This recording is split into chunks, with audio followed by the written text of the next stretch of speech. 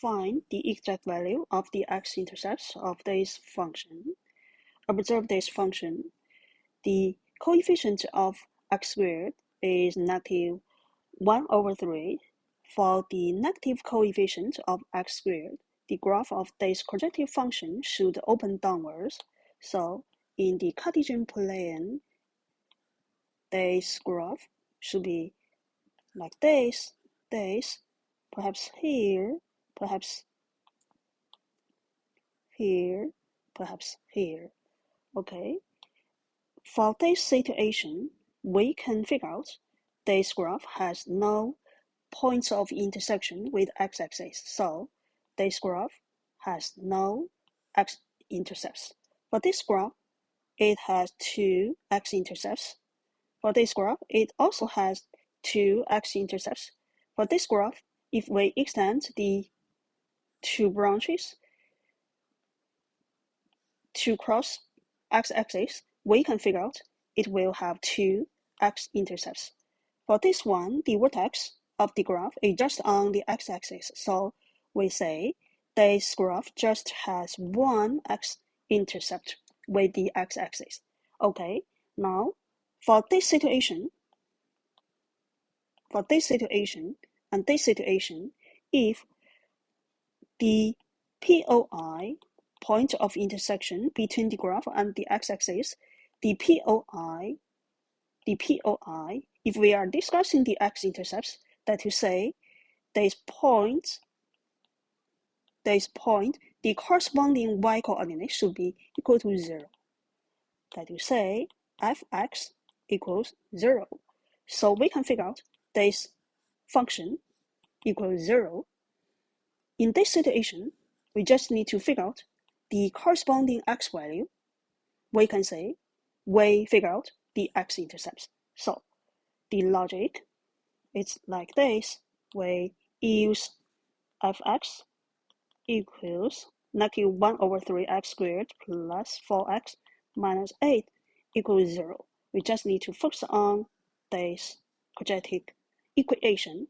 We can make use of the quadratic formula to figure out the solution for this equation. So x equals negative b plus minus b squared minus 4ac over 2a.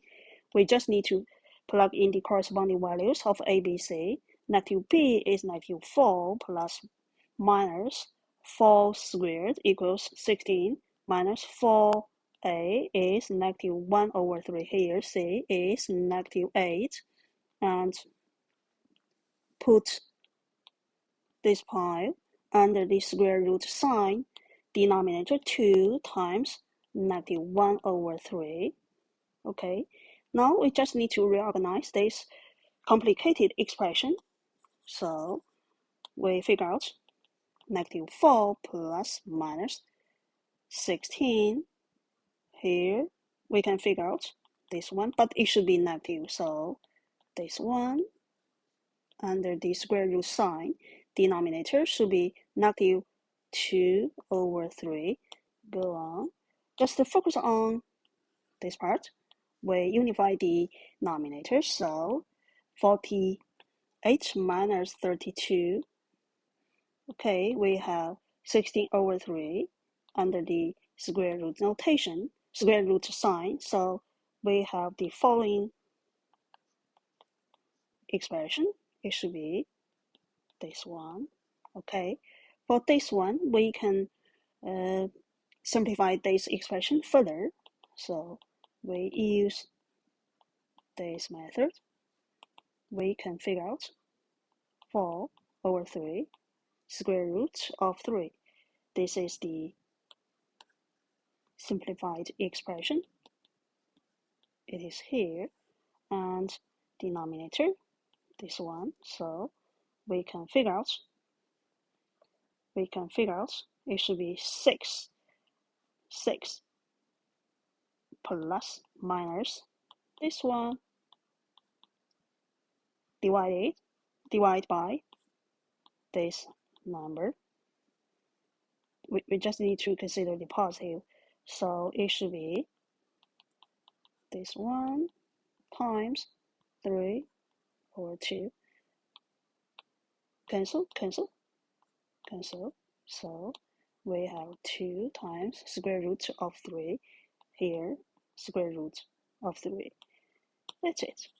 Okay, now we can figure out x1 equals 6 plus this one, x2, 6 minus 2 times square root of 3.